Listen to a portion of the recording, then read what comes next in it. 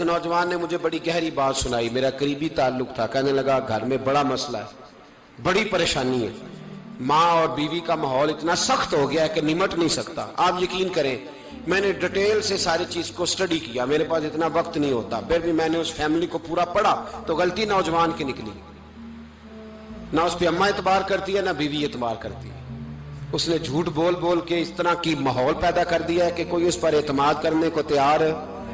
اگر آپ ناراض نہ ہو تو ایک بات کروں، پتہ ہے گھر میں ماحول کب خراب ہوتا ہے؟ باہر والے ہماری تقریر سنتے ہیں، گھر والے ہمارا عمل دیکھتے ہیں۔ جب وہ دیکھتے ہیں نا کہ یہ کس طرح کا شخص ہے، اس کے رویے، اس کا کردار، اس کا لب و لہجہ کتنا برا ہے اور یہ کردار کا کتنا کمزور ہے۔ اعلیٰ حضرت فرمایا کرتے تھے نیک وہ ہوتا ہے جس کی تنہائی صاف ستھری ہوتی ہے، اس لیے ماحول بگڑ جاتا ہے۔ یہ جو ہم کہتے ہیں نا میرے سجن بڑے بنتے ہیں پھر ٹوٹ جاتے ہیں، کچھ لوگ ایسے ہوتے ہیں جو ان کے پاس جاتا ہے انہی کا ہو جاتا ہے، وہ کہیں اور کے قابل کیوں بھلا؟ اس لیے کہ ان کے کردار میں ٹھنڈک دیکھتا ہے، ان کے لب و لہجے میں مٹھاس دیکھتا ہے، اس شخص میں اتنی خوبصورتی دیکھتا ہے کہ اسی کا بن جاتا ہے۔ حضرت ابراہیم بن ادم کے پاس ایک نوجوان آیا، کہنے لگا میں گناہ کرنا چاہتا ہوں، فرمانے لگے بالکل کر، اللہ کا دیا ہوا رزق کھانا چھوڑ دے اور گناہ کر۔ کہنے لگا یہ نہیں ہو سکتا، فرمانے لگے چل پھر اس طرح کر، رب کی زمین پہ نہ رہ، کسی اور کی زمین پہ چلا جا۔ کہنے لگا یہ بھی نہیں ہو سکتا، فرمانے لگے چل اللہ کی چھت سے نکل جا۔ کہنے لگا یہ بھی نہیں ہو سکتا، تو آپ رو پڑے۔ فرمانے لگے پھر جناب اسرائیل جب آئیں تو ان سے کہنا مجھے 2-3 سال کی مہلت دے دے، پچھلی میری گناہوں میں گزر گئی، میں ذرا 3 سال عبادت کر لوں۔ تو وہ شخص بھی رونے لگا، کہنے لگا حضور وہ مہلت نہیں دیتے، وہ جب لینے آتے ہیں تو پھر لے کے اللہ تعالیٰ نے جب انسان بنانا چاہا نا تو جناب جبریل کو کہا مٹی لے کے آ زمین سے۔ حضرت جبریل نے مٹی پہ ہاتھ ڈالا تو باقی کی مٹی رونے لگ گئی، اسے جدا نہ کر۔ تو جناب جبریل چھوڑ کے چلے گئے، حضرت میکائیل کو بھیجا مٹی لا، مٹی پہ ہاتھ ڈالا تو باقی کی مٹی رونے لگ گئی، چھوڑ کے چلے گئے۔ جناب اسرائیل کو بھیجا، مٹی پہ ہاتھ ڈالا تو باقی کی رونے لگ گئی، چھوڑ کے نہ جاؤ۔ تو حضرت اسرائیل فرمانے لگے تیرا رونا دیکھو کہ رب کا حکم دیکھو۔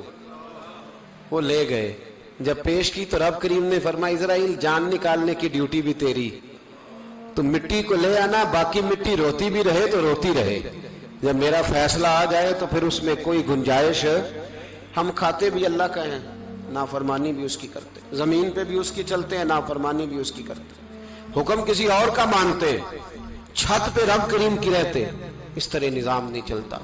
میرے بھائی یاد رکھ لو گناہوں کی سزا ملے گی، زندگی تنگ ہو جائے، یہاں بھی آزمائش ہوگی اور وہاں بھی۔ میں نے درس پہ کہا تھا، پھر بات کہتا ہوں، یہ میں اپنے لیے کہہ رہا ہوں، توجہ ہے میری بات پر۔ دعا فرمایا کریں کہ جو کچھ ہم نظر آتے ہیں اللہ ہمیں ویسا بننے کی توفیق بھی عطا فرمائے۔ اللہ ویسا بننے کی یہ مشکل معاملہ ہے، مشکل۔ دیکھیں نا ایک آدمی سیاستدان ہے، اس نے بڑے اچھے نعرے لگائے، انقلاب آ جائے گا، میں غریب کا بھلا کر دوں گا، میں یتیموں کے سر پہ ہاتھ رکھوں گا، میں مجبوروں کی مدد کروں گا، میں دکھیوں کی مدد کروں گا، مزدوروں کو۔ اس نے اچھے اچھے نعرے سکھائے، اچھا اس نے پیغام دیا، اندر اس کے یہ تھا کہ اقتدار ملے گا تو مرضی کروں گا۔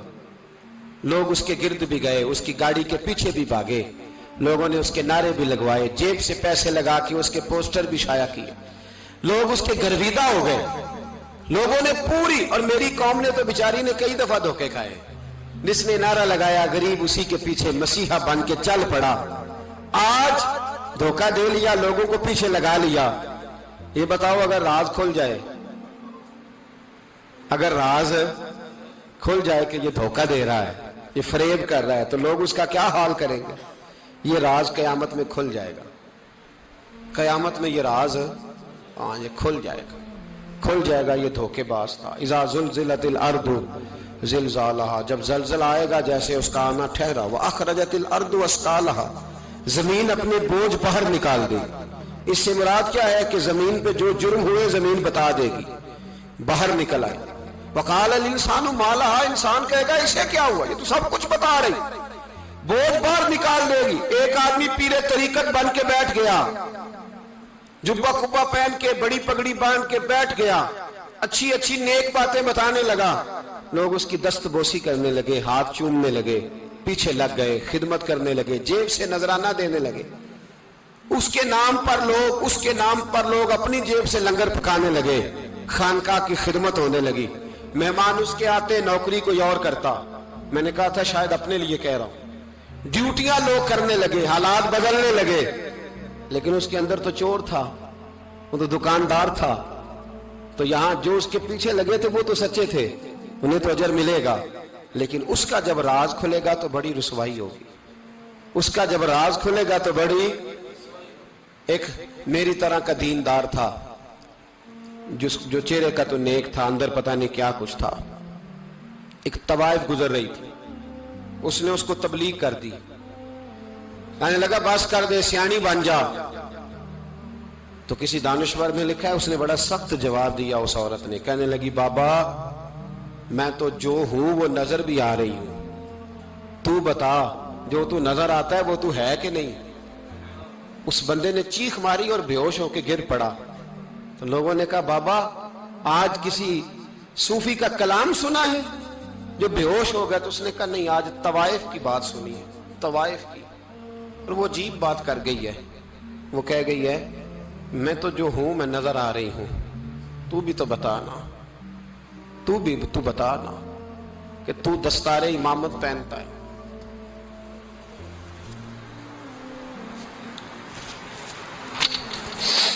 تو بتا، تو جو کہلاتا ہے تو وہ ہے کہ نہیں؟ یہ وقال الانسان ما لہا، یہ راز قیامت میں کھلے گا۔ ہم جو کچھ بتا رہے ہیں نا اپنی زبانوں سے، ہمیں اپنے گناہوں کا احساس ہونا چاہیے۔ ایسا نہ ہو کہ جب سزا ملے تو پھر اس طرح کی ملے کہ دوبارہ کسی کو کوئی منہ دکھانے کے قابل نہ رہے۔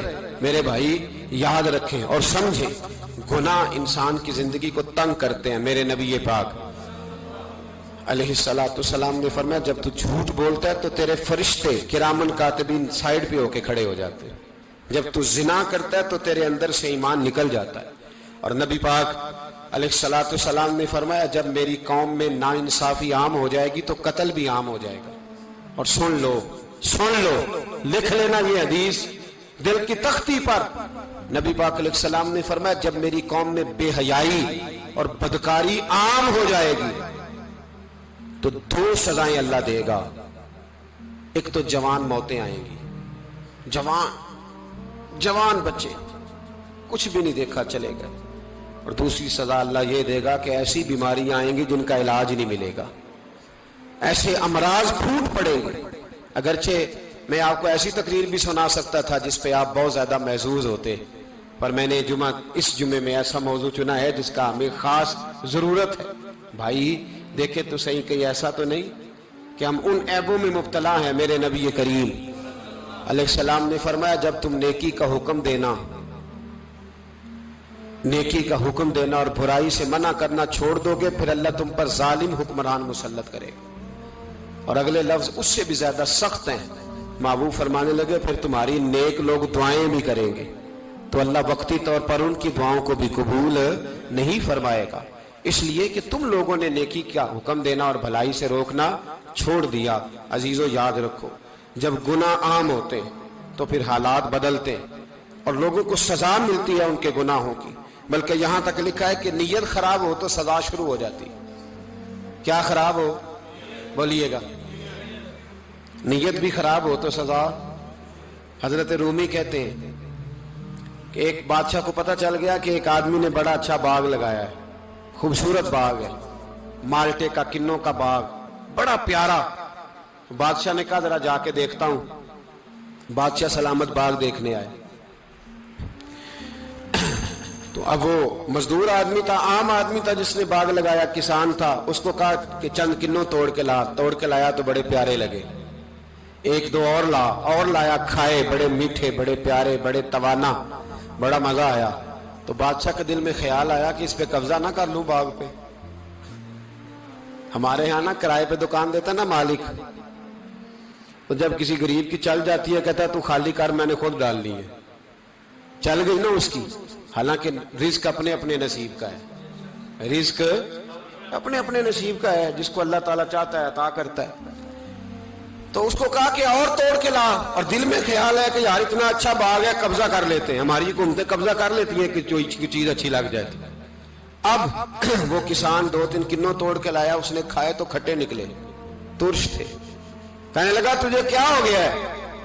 تو بندہ بڑا صاحب دل تھا، کہنے لگا میں تو ٹھیک ہوں، آپ اپنی نیت سے پوچھیں کہیں خراب تو نہیں ہو گئی۔ تو کنوں میں بھی اس کا اثر آ گیا ہے، اپنی نیتیں بگڑ جائیں نا، نیتیں۔ اب ایک بات کہنے لگا ہوں، غور سے سننا، جب تک 2 بھائی اکٹھے کاروبار کرتے ہیں نیت ہوتی ہے کہ ہمارا گھر چلے گا، تب تک اللہ برکت دیتا ہے، اور جب اپنی اپنی جیبیں سمیٹنے لگ جاتے ہیں نا کہ یہ میرا 5,000 ہے آج میں گیا تھا اگرائی کرنے، یہ میرا 10,000 ہے آج میں نے زیادہ، جب وہ ٹٹولنے لگتے ہیں پھر اس دکان سے بھی برکت اٹھ جاتی ہے، پھر وہاں سے بھی برکت چلی جاتی ہے۔ فَإِنَّ لَهُ مَعِيشَةً ضَنْكَ، فرمایا جب تو میں منہ پھیر لیتا ہے پھر تیری زندگی اللہ تنگ کر دیتا، پھر وہاں سے بھی برکت، خوبصورتی، اثر اٹھ جاتا ہے۔ ایک سنار نے گلی میں ایک یتیم چھوٹے سے بچے کو گھومتے دیکھا، تو سنار بے اولاد تھا، بچے کو اٹھا کے گھر لے آیا، 18 سال اس بچے کی پرورش کی، اس کو پالا پوسا، جوان کیا۔ سنار کے پاس وہ دکان پہ چلا جاتا، وہ کئی دفعہ دکان پہ رہتا، کئی دفعہ گھر میں رہتا۔ ایک دفعہ وہ دکان پہ تھا، بچہ گھر تھا، 18 سال کا جوان، اس کی بیوی اکیلی تھی۔ وہ جس نے ماں بن کے پالا تھا اس نے اسی پہ حملہ کر دیا، اس کا بازو بری نیت سے تھاما، بیوی چیخی۔ تھوڑی دیر گزری تو وہ نوجوان پیروں میں بیٹھ گیا، کہنے لگا اماں پتہ نہیں مجھے کیا ہوا۔ شام کو سنار آیا، بیوی چیخنے لگی، چلانے لگی، کہنے لگی آج عجیب بات ہوئی، جس کو میں نے جگر کا خون دے دے کے پالا اسی نے گندی نظر ڈالی۔ سنار محو حیرت ہے، بیوی کا خیال تھا کہ لاٹھ اٹھائے گا، ڈنڈا اٹھائے گا، نوجوان کو مارے گا، لیکن وہ رونے لگ گیا۔ اس نے کہا آج اس نے میرا بازو تھاما ہے، جانے کیا کیا ہے؟ پریشان ہونے لگ گیا، سجدے میں گر گیا، کہا تو بتاتا کیوں نہیں؟ تو وہ سنار کہنے لگا اس کی غلطی نہیں، 18 سال کے بعد آج مجھ پر بھی شیطان سوار ہوا تھا۔ ایک عورت آئی تھی، وہ اپنے بازوؤں میں چوڑیاں پہننا چاہتی تھی، تو میں نے بھی گندی نظر سے ہاتھ ڈالا تھا، رب کریم نے مجھے فوراً اس کی سزا دی۔ جن کے گھروں میں بیٹیاں ہوتی ہیں ان کی نظریں گندی نہیں ہوتی، جو بیٹیوں کے باپ ہوتے ہیں، جو بہنوں کے بھائی ہوتے ہیں، ان کی نظریں گندی۔ اور اگر تو ٹیلی فون کرتا ہے، تو کسی عورت کے ساتھ تعلق رکھتا ہے، تو یہ بات لکھ لے، امام فخر الدین رازی 1، علامہ اسماعیل حقی 2، ملا جلال الدین رومی 3، امام خازن 4، امام جلال الدین سیوطی 5 حدیث کے استاد اور محدث لکھتے ہیں کہ اگر تو کسی پر گندی نظر ڈالے گا تو تیرا گھر بچ سکتا، یاد رکھ نہیں بچے گا، اس لیے کہ تیری نظر کسی کی بیٹی کو بیٹی سمجھ، تاکہ تیری بچی کا پردہ قائم رہے۔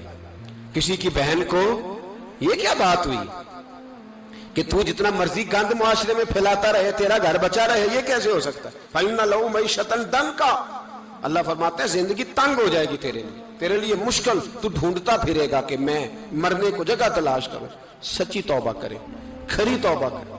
یہ گناہ انسان کو مجبور کر دیتے ہیں۔ حضرت عبداللہ بن مبارک رحمت اللہ تعالی علیہ، ان کے سینکڑوں شاگرد تھے، ایک شاگرد کے انتقال کا وقت آیا تو گھر گئے ملنے۔ آپ کہتے ہیں میں نے زور لگا لیا پر اس کی زبان پر کلمہ جاری نہیں ہوا۔ میں اسے کہتا کلمہ پڑھ پر اس کی زبان پر جاری، اللہ اکبر، بہت بڑی نعمت ہے۔ دعا فرمائیں اللہ ایمان کی موت عطا فرمائے، ایمان کی موت دے اللہ کریم، ایمان کی موت دے۔ ایسے بھی لوگ دیکھے ہیں، مسجد نبوی ہے، رسول اللہ کا شہر ہے، سر سجدے میں ہے، روح پرواز کر گئی، روح پرواز، کتنا نصیبوں والا ہے، کتنا نصیبوں والا ہے کہ مسجد نبوی میں سر سجدے میں رکھا ہے، اور اللہ تبارک و تعالیٰ نے محبوب کے قدموں میں موت عطا فرمائی۔ تو حضرت عبداللہ بن مبارک کہتے ہیں میں نے اس کو کہا کلمہ پڑھ، تو اس کی زبان پہ جاری نہیں ہوتا۔ میں بار بار کہتا تو وہ منت کرتا، کہتا حضور میں کوشش کرتا ہوں جاری نہیں ہوتا۔ فرماتے میں پریشان ہو کے اٹھا، ابھی میں دروازے پہ پہنچا تھا، اس نے چیخ ماری اور روح پرواز کر گئی۔ بچے رونے لگے، بیوی رونے لگی، تو میں نے اس کی بیوی سے کہا کہ یہ جرم کیا کرتا تھا، اتنا بڑا پاپی پہ کلمہ جاری نہیں ہوا۔ اس کی زوجہ کہنے لگی حضرت جی 2 گناہ تھے اس کے، ایک تو یہ شراب کا عادی تھا، روکتی تھی باز نہیں آتا تھا، اور دوسری بات یہ کہ یہ اپنی اماں کا نافرمان تھا۔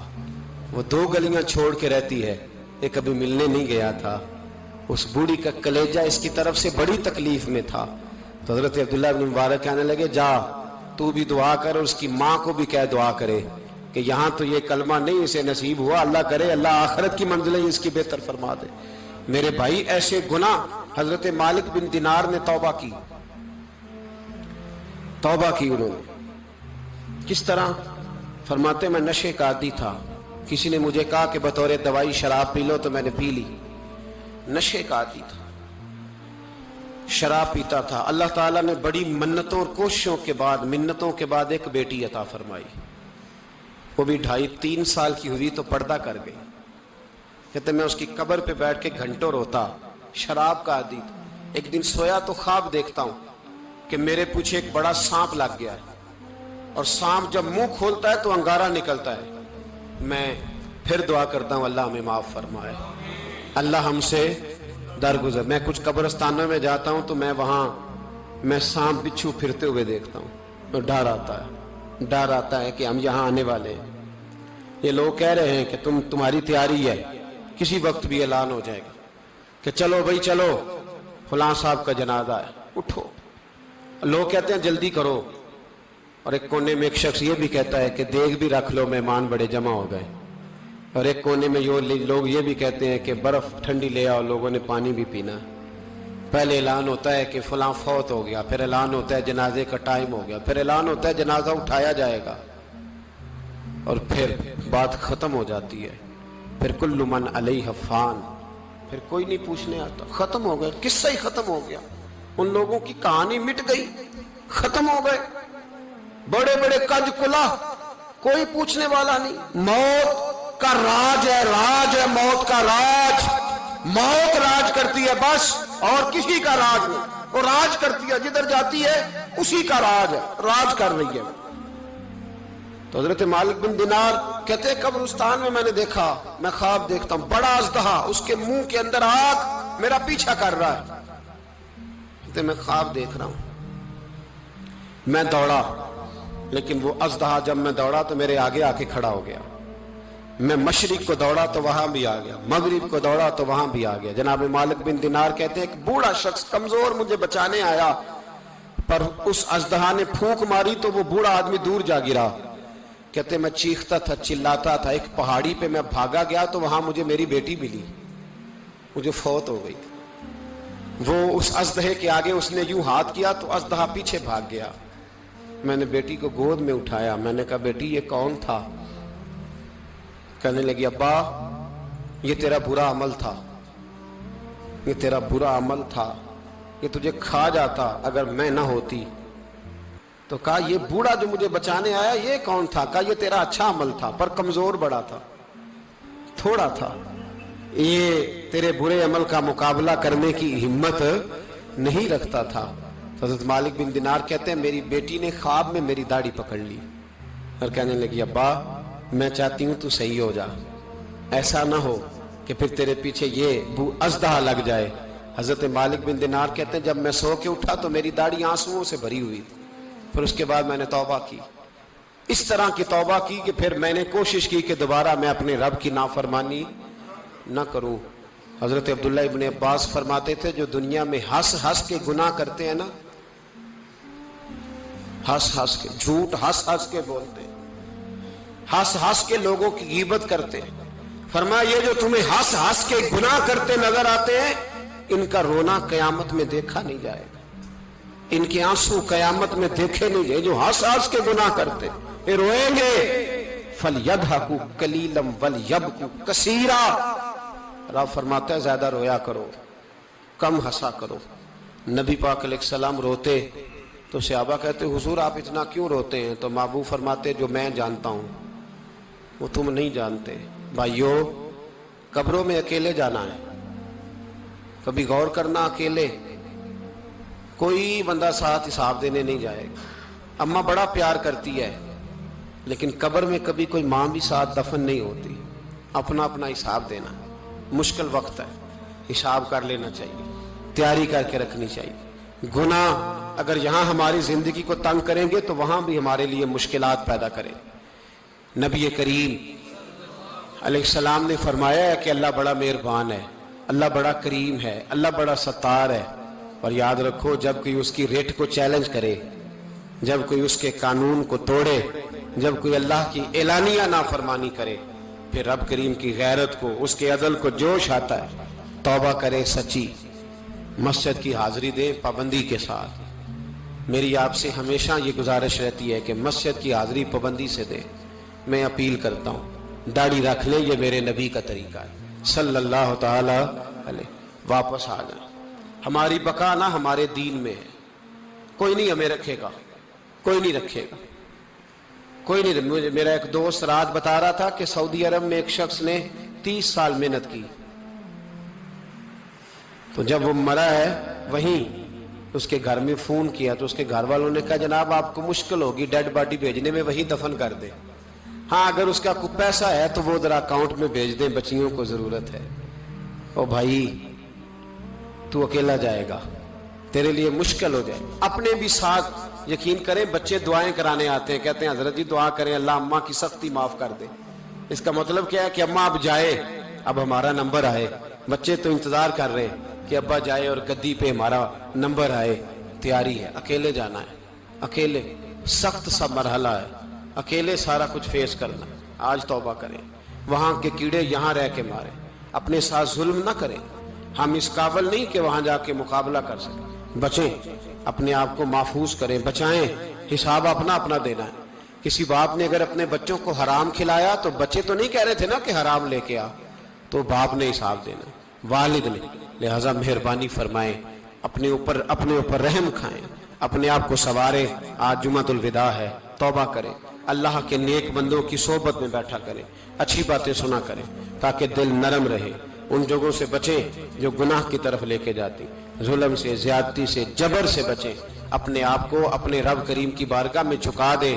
हमारा कहीं और गुजारा नहीं, कोई नहीं हमें पूछेगा। इकबाल रो पड़े आखिरी उम्र में, रो पड़े और अल्लाह की बारगाह में अर्ज करने लगे, ना जहां में कहीं भी अमा मिली, जो अमा मिली तो कहां मिली, मेरे जुर्मे खाना खराब, तेरे अफवे बंदा नवाज में।